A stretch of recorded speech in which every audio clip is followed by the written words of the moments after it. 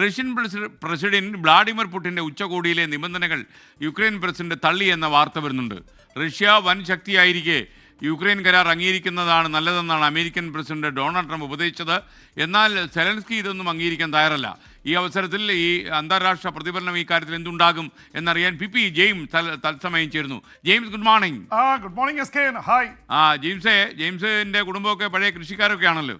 അപ്പൊ കാർഷിക ഉത്സവ അല്ലേ ഇതൊക്കെ? ഓണമൊക്കെ വരവായി, ചിങ്ങപ്പുരുതിയായി, ഇനി അങ്ങോട്ടൊക്കെ യാത്ര. ചിങ്ങദിനത്തിന്റെ ആശംസകളും എസ് കെനും പ്രേക്ഷകർക്ക് എല്ലാവർക്കും നേരുന്നു. എന്റെ കുടുംബത്തിനോട് നടന്നല്ലോ. കുടുംബത്തിന് തീർച്ചയായിട്ടും ഇരിക്കട്ടെ. എന്തായാലും കുടുംബത്തിനോട് ഒരു ഇടി കിട്ടട്ടെ അല്ലേ. അപ്പൊ ഇനി വാർത്തയിലേക്ക് ബേബി. എസ് കെ, ഈ ഉക്രൈൻ യുദ്ധം തീരാനുള്ള സാധ്യതകൾ എല്ലാവരും പ്രതീക്ഷിച്ചിരുന്നു. പക്ഷെ അതിന്റെ ഒരു സാധ്യത മങ്ങുന്നോ എന്ന് സംശയമുണ്ട്. എന്തായാലും ചിങ്ങം 1 ഞാനതൊരു പ്രതീക്ഷ കളയുന്നില്ല.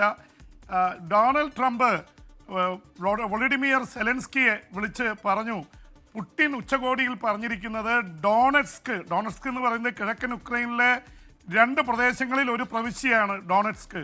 അത് മുഴുവനായി വിട്ടുകൊടുത്താൽ മറ്റ് പ്രദേശങ്ങൾ കേഴ്സൺ, സഫ്രോഷ്യ, അതുപോലെ ലുഹാൻസ്ക് തുടങ്ങിയ മേഖലകളിൽ നടത്തിയ മുന്നേറ്റമൊക്കെ വേണ്ടെന്ന് വെച്ച് ഞങ്ങൾ പിൻവാങ്ങാം. പക്ഷേ ഡോണറ്റ്സ്ക് ഞങ്ങൾക്ക് വേണം എന്ന് വെച്ചാൽ കിഴക്കൻ ഉക്രൈനിലെ ഏറ്റവും വലിയ വ്യാവസായിക നഗരവും പ്രദേശങ്ങളുമാണ്. കണ്ണായ സ്ഥലം തന്നാൽ ഞങ്ങൾ ഒഴിയാം.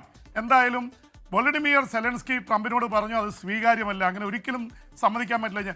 പ്രത്യേകിച്ച് 1/3 പ്രദേശം മാത്രമേ ഡോണറ്റ്സ്കിൻ്റെ പിടിച്ചടക്കാൻ റഷ്യക്ക് കഴിഞ്ഞ 3.5 വർഷം കൊണ്ട് കഴിഞ്ഞിട്ടുള്ളൂ. അപ്പോൾ 2/3 ഭാഗം കൂടി വിട്ടുകൊടുക്കാനാണ് പറയുന്നത്. അവിടെ ലക്ഷക്കണക്കിന് ആൾക്കാരാണ്, പ്രത്യേകിച്ച് സോൾജേഴ്സ്, സൈനികരടക്കമാണ് കൊല്ലപ്പെട്ടത്. അതുകൊണ്ട് പിന്മാറാൻ തയ്യാറല്ല എന്ന് സെലൻസ്കി പറഞ്ഞിരിക്കുന്നു. അതുകൊണ്ട് റഷ്യയും ഉക്രൈനും തമ്മിലുള്ള യുദ്ധം തുടരുകയാണ്. അങ്ങോട്ടും ഇങ്ങോട്ടും ഡ്രോണുകൾ അയക്കുന്നു. ആ തരത്തിലുള്ള യുദ്ധം മുന്നോട്ട് പോവുകയാണ്.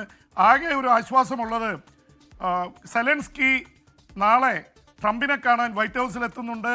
അപ്പോൾ സെലൻസ്കി ഒറ്റയ്ക്ക് പോയാൽ അപമാനിച്ചു വിടുമോ എന്നറിയില്ല. അതുകൊണ്ട് ഇത്തവണ യൂറോപ്യൻ നേതാക്കൾ കൂടി അവിടെ വരുന്നുണ്ട്. അപ്പോൾ അതിൽ ഒരുപക്ഷെ ഫ്രഞ്ച് പ്രസിഡന്റ് ഇമ്മാനുവൽ മാക്രോണും അതുപോലെ തന്നെ ബ്രിട്ടീഷ് പ്രധാനമന്ത്രി കെയർ സ്റ്റാർമറൊക്കെ വരുമോ ഇല്ലയോ എന്ന് അറിയണം. എന്തായാലും യൂറോപ്യൻ നേതാക്കൾ അവിടെ എത്തുമെന്ന് അറിയിച്ചിട്ടുണ്ട്. അപ്പം നാളെ വളരെ നിർണായക ദിനമാണ്.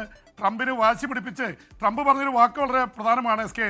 ട്രംപ് പറഞ്ഞിരിക്കുന്നത് ഈ കരാറിൽ ഒപ്പിടുന്നതാണ് നല്ലത്. കാരണം മറ്റത് മൈറ്റി പവറാണ്, സൂപ്പർ ശക്തിയാണ്, ഇപ്പുറത്ത് നിങ്ങൾ കൊച്ചു ശിശുക്കളാണ് എന്ന് ട്രംപ് പറഞ്ഞു.